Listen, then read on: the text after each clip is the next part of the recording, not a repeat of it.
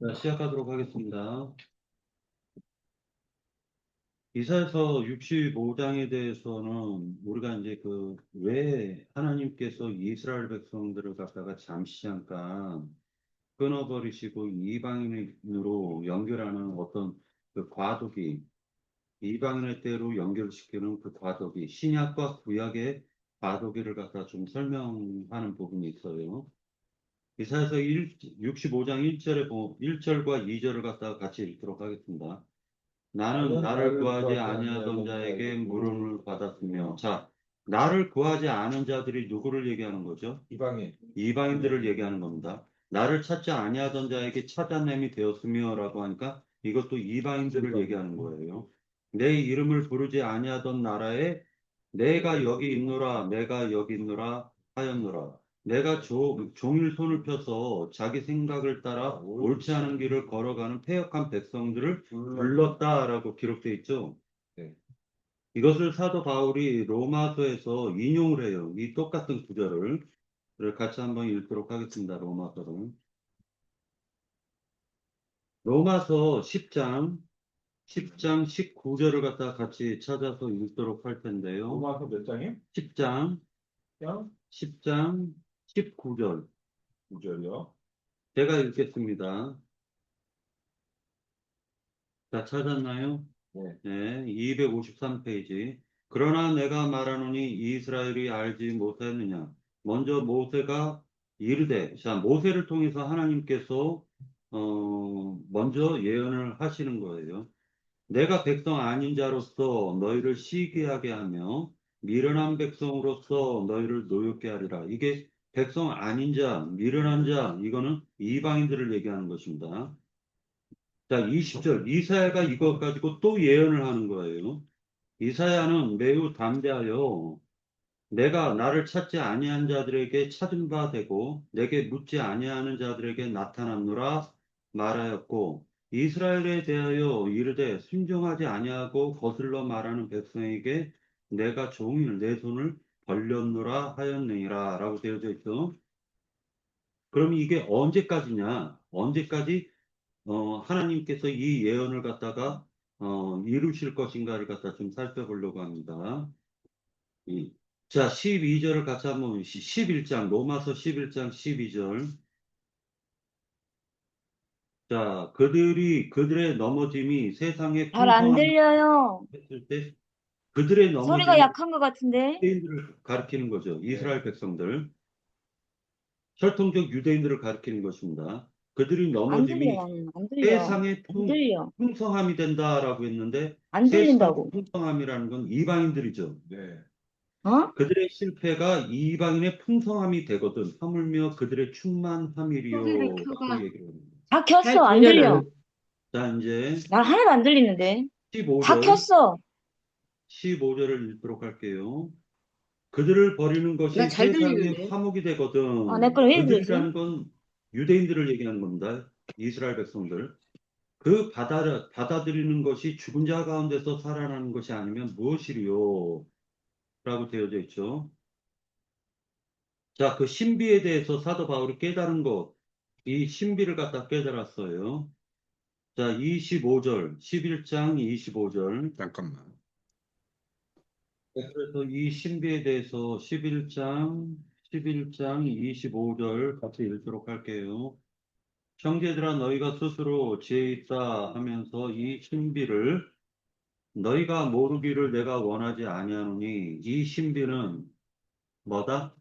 이방인의 충만한 수. 네, 이방인의 충만한 수가 들어오기까지 이스라엘이 더러는 우둔하게 된 것이니라. 자, 그러니까 지금 이 이방인의 충만한 수가 신비라는 거예요. 이게 지금 이사야서 65장을 푸는 열쇠예요. 이게 바로 열쇠입니다. 그러니까 자, 이 신비는 이방인의 충만한 수가 들어오기까지, 이방인의 충만한 수가 채워지기까지예요. 그게 바로 지금 로마서에서 그것을 갖다 신비로 가려두셨다라는 거예요. 하나님께서. 자, 이 신비에 대해서 이 정도로 얘기를 하고 그 다음에 들어가도록 할게요. 누가 잠언서 1장 24절에서 잠언서 구약 성경 전도서 앞에 있습니다. 잠언서 21장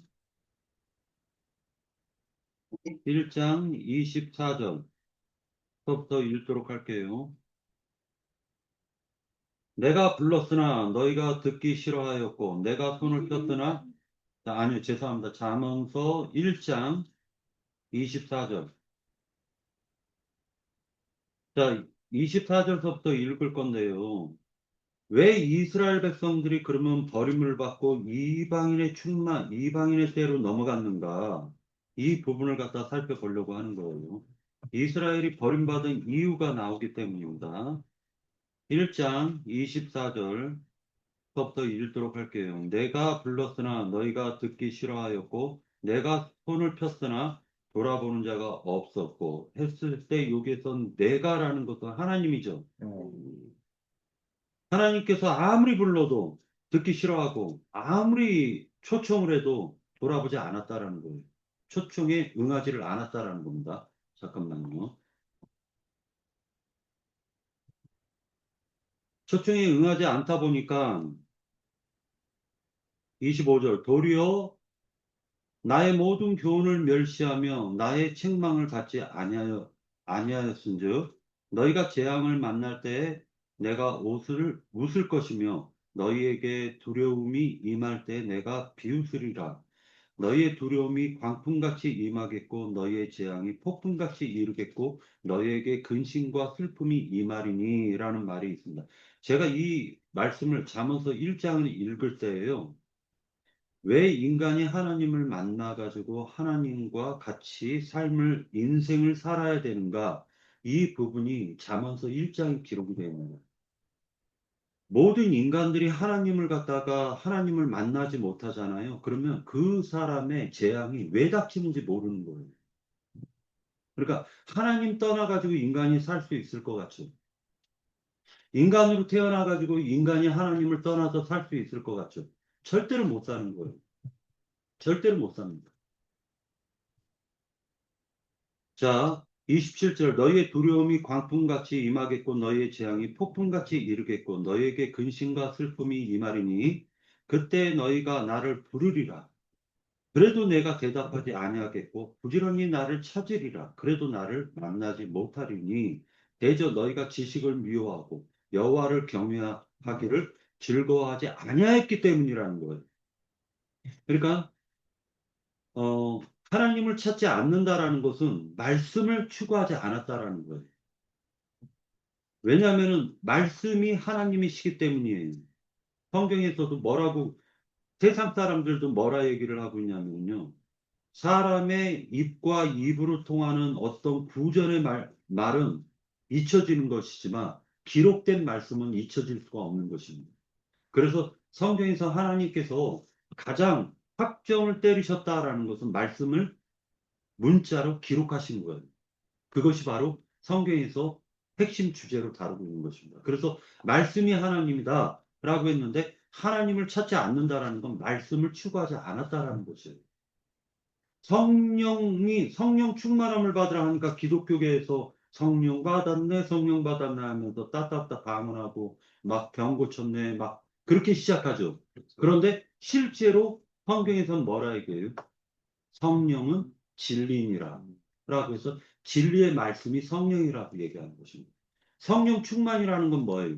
진리가 충만해지는 것을 내 속에서 진리가 충만하게 깨달아지는 것을 성령 충만함을 받았다라고 얘기하는 거죠. 그래서 성령 한 번 받고 끝나는 게 아니라 그 사람이 성경을 날마다 묵상함으로 말미암아 성령이 계속적으로 충만함을 더 덧입혀가는 거예요. 더해져가는 거예요. 성령 충만이라는 건.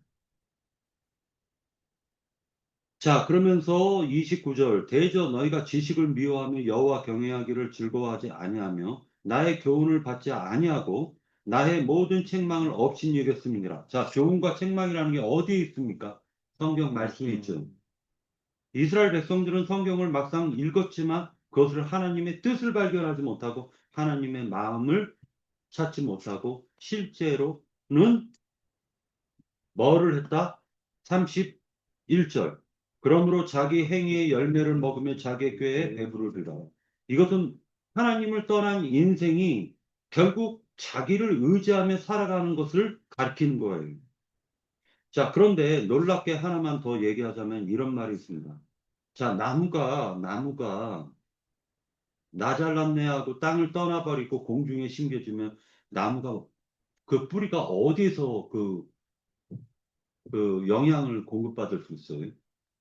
나무가 땅에서 뿌리채 뽑혀버리면 그거 살아있는 것 같지만 얼마 지나면 죽어버리죠. 물고기가 나 잘났네 하고 바다에서 강물에서 육지로 나오면 그 물고기가 가물치 빼고는 가물치는 뭐 오일 어느 정도 좀 그 육지에서도 좀 산다고 하는데 가물치 빼고 웬만한 물고기 그냥 승질 급한 물고기는요 그냥 즉사해버려요. 똑같은 이치예요. 그러니까 물고기가 물에서 떠나는 순간 그는 생명이 죽어버린 상태가 되는 거예요. 그러니까 인간이 하나님을 떠나는 순간 인간은 죽은 생명이 되는 거예요. 32절 어리석은 자의 태보를 자기를 죽이며 미련한 자들의 안위를 자기를 멸망시키려니와 오직 내 말을 듣는 자는 평안히 살며 재앙의 두려움이 없이 안전하리라. 그러니까 하나님의 말씀을 듣는 자가 평안과 안정을 누릴 수 있는 것입니다. 이 얘기를 왜 길게 했냐면요. 다시 이사야서 65장으로 오셔가지고요. 이스라엘 백성들이 하나님을 떠나가지고 어떤 짓거리를 했는가를 갖다 살펴보려고 하는데 이들이 섬겼었던 그 신들이 뭐였었냐면요. 하나님을 주여 주여 하는데 그 주가 바로 몇 절입니까? 11절. 그 주가 오직 나 여호와를 버리면 나의 성산을 잊고 뭐에게 상을 베풀었죠? 갓에게. 이 갓 3번 밑에 보면 뭐라고 돼 있죠? 운수신. 운수신. 예, 맞습니다. 갓이라는 게 운수신이에요. 그리고 4번 문의라고 되어져 있는데 이 문의는 섞은 수를 가득 붓는 너희여라고 했는데 4번에 보면 운명신이라고 돼 있죠. 그러니까 결과적으로 이스라엘 백성들은 48자 운명신을 섬겼죠. 그렇죠. 자, 그래서 제가 하나님을 갖다가 왜 인간이 믿냐면요. 두 법이 우주에 적용이 되어 있기 때문이에요. 하나님께 돌이켜 회개하고 돌이켜 하나님께 접붙어 있는 자는 사주팔자 운명에서 벗어나는 거예요. 사주팔자 운명. 불신자들에게는 각과 무늬가 역사하는 것입니다. 사주팔자 운명이 역사를 해버리는 거예요.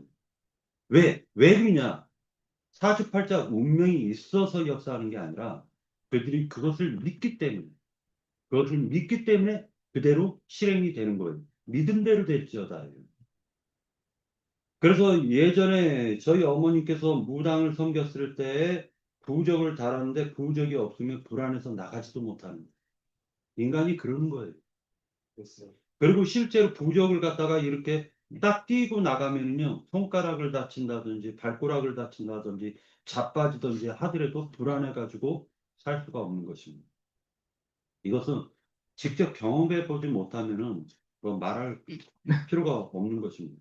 왜 그러냐면은 이게 저는 어렸을 때 그 두려움 어떤 꿈을 꿨는데 그 꿈 속에서 뭐라 얘기를 하냐면은 지금도 생생한데요.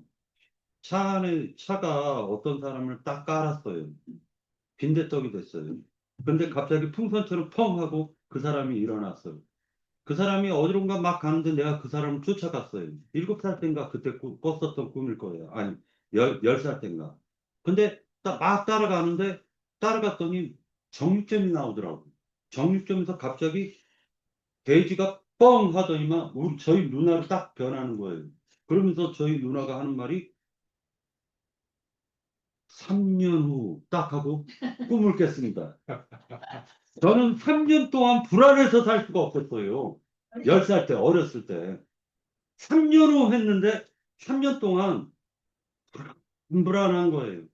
자, 하나님을 만나지 못한 인생이라는 게 그렇게 불안한 겁니다. 왜 인간이 갓과 문화를 숭배하냐면요. 인간은 하나님을 떠나면은 그 영양 공급, 하나님의 그 생명의 공급이 끊겼기 때문에 인생이라는 게 그냥 사는 게 아니라 불안 속에서 살아가는 것을 성경은 얘기해 줍니다. 그래서 이 각과 문화라는 것은 이방인들이 숭배했었던 신이지만 실제로는 이스라엘 백성이 주여 주여 하면서 실질적으로 무당집에 갔다라는 걸 얘기해 주고 있는 것입니다. 그래서 무당집이 목사들이 성령 받으러 무당집 많이 가죠. 장로들이 해마다 무당집에 가서 운수 점을 치죠. 운명, 운수를 점을 치는 겁니다. 교회 장로인데 점은 올해는 내가 뭐를 조심해야 되고 무엇을 삼가해야 되는지를 갖다가 확정받으려고 가시나 문화에게 찾아가서 절을 하고 있다라는 것을 성경은 얘기해 주고 있는 거예요. 이스라엘 백성들이 그렇게 했다라는 것입니다. 자, 3절 보도록 할게요. 곧 동산에서 제사하며 벽돌 위에서 분향하며 내 앞에서 항상 내 노를 일으키는 백성이라 라고 되어져 있는데, 이 동산에서 제사한다라는 게 실제로는 이 동산은 시온이랑 예루살렘 성을 얘기하는 거죠. 3절에 이 64장에서 그 문맥이 나오잖아요. 시온하고 예루살렘 성을 여자로 묘사를 했고 그 여자를 유출하는 여자로 묘사를 해서 더러운 여자다라고 지금 묘사를 해주고 있는 거예요. 그러니까 지금 여기에 동산이라고 하는 것은 그 동산은 시온하고 예루살렘 성을 얘기해주고 있는 것입니다. 이것은 개인 인간으로 따지면은요, 자아가 바로 우상이라는 거예요. 이스라엘 백성들이 육적자로 세운 그 성, 시온과 예루살렘 성을 바로 옛사람, 첫사람이라고 하고 여자나 딸로 묘사를 하고 있는 것입니다. 그래서 인간의 열심과 자기 의를 가지고 하나님께 나아가는 그 제사 행위라는 게 우상 숭배, 실질적 우상 숭배고 그 우상 숭배, 즉 자기의 의를 가지고 열심을 가지고 나아가는 그 행위가 왜 그러면 그렇게 하는 거냐면은 자기의 운명과 운수를 뒤바꾸려고 하는 행동이었다라는 것입니다. 그렇기 때문에 그 입에서는 여호와여라고 말을 하고 있지만은 실제로는 여호와를 의지하는 게 아니라 그 속에는 각과 문화를 하나님으로 사실은 믿고 있는 상태를 얘기하는 것입니다. 그렇죠. 말씀 속에 감춰져 있는 하나님의 마음을 깨닫고 진리로 나아가는 것이 아니라 육적 자아를 의지해 가지고 가시나 문화를 의지하면서 실제로는 사람의 손으로 지은 시온과 예루살렘 성에 가서 아무리 백날 헌금 내고 아무리 기도하고 아무리 주의 이름을 부른다 할지라도 하나님이 그 제사를 받지 않으신다라는 걸 얘기해 주고 있는 것입니다. 그 행위를 가르쳐 가지고 벽돌 위에 분향하는 행위라고 얘기하는 거예요. 3절에 보면은 제사하며 벽돌 위에서 분향한다라고 되어 있죠. 이 벽돌이라는 것은 실제로는 최초로 나온 것이 니므롯이 바벨탑을 쌓을 때 벽돌로 바벨탑을 쌓는 것부터 시작이 되는 거예요. 그래서 이 벽돌이라는 것은 실제로는 그 니므롯이가 뭐라고 창세기 11장에서는 얘기하고 있냐면은 사람들을 모아서 각자 자기 이름들을 내자라고 했어요. 자기 이름들을. 그 자기 이름들을 내는 그 최초의 시발점이 벽돌이라는 거예요. 그러니까 다시 얘기해서 이 벽돌이라는 것은 굽는 거죠. 굽는 거예요. 그래서 그것을 쌓아가지고 하나님께 도달하려는 것이 자기의 열심으로, 자기의 의로 하나님께 나아가려고 하는 그 행위를 벽돌로 묘사를 한 겁니다. 자, 이 벽돌로 묘사한 것이 또 그 행위가 바벨로니아라고 해가지고 실제로 이스라엘 백성들이 포로로 사로잡힌 바벨로니아, 느부갓네살 왕도 벽돌이죠. 그리고 애굽 땅에서도 벽돌이었죠. 이것은 인간의 첫사람 아담으로 하나님께 나아가려고 하는 모든 행위는 벽돌로 지금 얘기를 해주고 있는 것입니다. 그리고 이 벽돌은 틀이라는 게 있죠. 틀. 그러니까 이 벽돌은 알고 보면 인간의 자아, 인간의 열심, 인간의 노력으로 하나님께 나아간다는 것은 어떤 인간의 틀에 박힌 사상, 교리로 엮어가지고 하나님께 나아가려고 하는 그 상태를 갖다가 얘기하는 것이고, 그 교리를 굳게 세워버리는 것을 역청을 발라버렸다라고 얘기하는 거예요. 그리고 그 교리를 단단하게 만드는 것을 불을 부었다라고 얘기하는 거예요. 그러니까 인간이 자기를 학대하고 자기를 갖다가 조금이라도 자기를 갖다 짓눌러 버리는 것을 참선이라고 하죠. 그 불교에서는 그 인간의 노력, 인간의 열심으로 하나님께 나아가려고 하는 굳은 행위라고 성경은 얘기해 주는 거예요. 벽돌의 특징은 고정된 틀에서 똑같은 크기의 벽돌을 만드는 것이기 때문에 똑같은 하나님의 말씀을 듣고 어떤 사람은 이사야서를 통해서 하나님의 말씀을 깨닫는 사람이 있고 어떤 사람은 그 다른 에레미야 선지자 시편을 읽으면서 하나님을 만날 수가 있는데 그렇죠. 신학 조직이라는 것은 열심을 내라고 하는 거예요. 종교인들에게는 열심을 내라고 하는 것입니다. 그것이 특징이라는 거예요. 출애굽기에서 보면은 제단을 쌓을 때 벽돌로 다듬은 돌을 사용하지 말라고 했는데 이것의 의미는 조금 이따 얘기를 하고요. 4절에서 보면 이들의 특징이 그들의 무덤 사이에 앉으며 은밀한 처소에서 밤을 지내며 돼지고기를 먹으며 가증한 것들의 국을 그릇에 담았다라고 했는데 그릇이라는 건 자기의 심령을 가리키는 것입니다. 그렇죠. 그런데 뭐를 담았다? 돼지고기를 담았다. 자, 이것이 실제로는 마가복음을 잠시 찾아보시면 됩니다. 마가복음 5장을 볼게요. 마가복음 5장.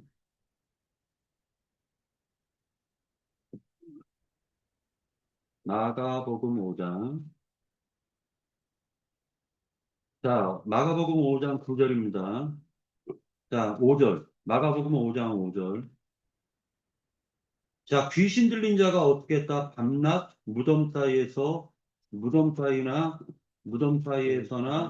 산에서나 산에서 늘 소리 지르며 돌로 자기의 몸을 해치고 있었더라. 왜 자기 몸을 왜 해치고 있는 거죠? 자기 열심으로 자기가 보행해서 하나님께 나아가려고 하는 거죠. 보행을 해가지고 하나님께 나아가려고 하는 거예요.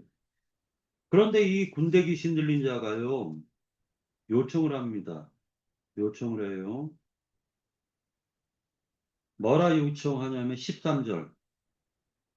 허락하신데 더러운 귀신들이 나와서 돼지에게로 들어가매 거의 2,000마리 되는 돼지떼가 바다를 향하여 빗달로 내리달아 바다에서 몰사하거늘 하니까 이 사람 속에 두 무덤 사이에 있는 군대 귀신 들린 자의 속에는 뭐가 있었다? 뭐가 있었다? 돼지떼들이 있었다라는. 아니 그러니까 말하자면 더러운 귀신들이 있었다. 그 더러운 귀신들이 뭐를 좋아한다? 돼지떼를 좋아하는 거예요. 돼지를. 지금 이게 무엇을 영적으로 암시하려는 것을 우리가 생각을 해야 되는 거예요. 성경에서는 돼지를 부정한 짐승이라고 하거든요. 이것은 뭐를 가리키는 거냐면요. 돼지의 특징은 자기 몸만 기르죠. 그렇죠. 먹고 사는데 반복적으로 그 행위에 충실히 행하는 자를 돼지라고 하는 거예요. 그리고 돼지는 되새김질 안 하죠. 그냥 꿀꺽꿀꺽 삼키죠. 하나님의 말씀을 문자의 그 의미를 그 속뜻을 깨달으려고 하나님께 간절히 구한 적이 없는 걸 돼지의 영을 받았다라고 얘기합니다. 그러니까 하나님의 말씀이 이 말씀을 읽고 이 말씀이 무엇입니까? 라고 얘기를 하지 않고 요즘에는 쉽게 AI나 아니면 유튜브나 인터넷으로 찾아가지고 보려고 하는데 그런 것은 실제로 그렇게 되면은 답을 쉽게 찾을 수는 있지만 묵상이 안 돼요. 그렇죠. 자, 그래서 이것은 성경에 보면은 그 돼지떼들이 실제로 바다로 다 내달렸다라고 얘기를 했는데 실제로는 어디 들어가 있는 거죠? 세상. 자, 마태복음 23장을 볼게요. 마태복음 23장. 실제로는 어디 들어가 있는 것이냐? 마태복음 23장이 없는데요? 마태복음, 마가복음 말고 마태복음 23장. 마태 있습니다. 마태복음 23장 27절.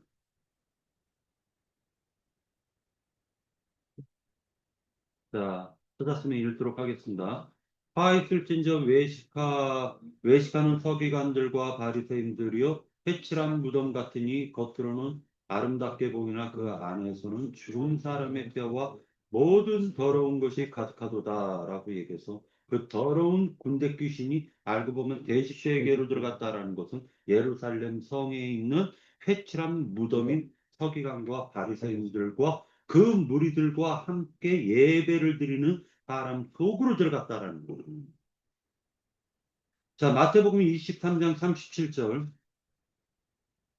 예루살렘아, 예루살렘아, 선지자들을 죽이고 내게 파송된 자들을 돌로 치는 자요. 암탉이 그 새끼를 날개 아래 모음같이 내가 네 자녀를 모으려 한 일이 몇 번이더냐. 그러나 너희가 원하지 아니하였도다. 보라, 너희 집이 황폐하여 버려진 바 되리라. 내가 너희에게 이르노니 이제부터 너희는 찬송하리로다. 주의 이름으로 오시는 이여 할 때까지 나를 보지 못하리라. 이 말씀은 오순절 성령으로 임하는 예수를 만나 그분이 오실 때까지, 그분이 오실 때까지. 그러니까 그분이 오실 때까지는 그들은 아무리 주의 이름으로 오시는 이여 할 때까지니까 이들이 인자 예수를 갖다가 밖에서 십자가에 못 박아 죽였지만 그 이후로도 회개하고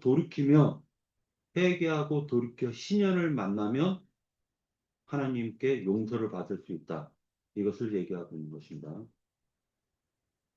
가증한 것이라는 것은 성경에서 해석을 해주고 있는데 우상과 우상의 가르침을 가증한 것이라고 하고 그것이 바로 이 특징은 자기에게 집착한다는 거예요.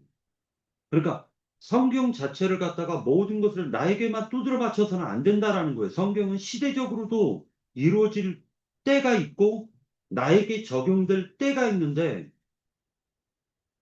나에게만 모든 것을 다 두드려 맞춰버리면은 그것이 바로 돼지의 특징이 그런 특징이 있다라는 것입니다. 그래서 자기의 안위와 돈 그리고 생명 이러한 것에 집착하는 정신 상태.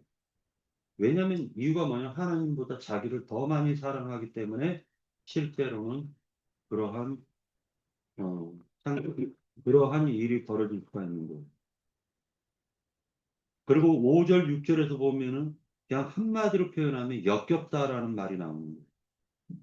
5절, 6절, 이사야서 65장 5절, 6절. 사람에게 이르기를 너는 네 자리에 서 있고 내게 가까이 하지 말라. 나는 너보다 거룩함이라 하나니라고 하는데 이거 누가 얘기하는 말입니까? 하나님께서. 누가 얘기하는 말이죠? 하나님께서. 아니죠. 바리새인이 나는 저 세리와 같이 아니함을 감사하나이다라고 했죠. 그렇죠.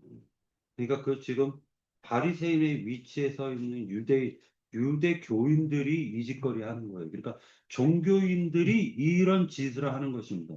나는 거룩하고 너는 부정해라고 얘기합니다. 그렇죠. 이런 자들은 내 코에 연기요 종을 타는 불이로다라고 얘기하는데 실제로 지옥불이라는 게 이런 거죠. 그렇죠. 그러니까 나는 거룩한 예. 자, 예.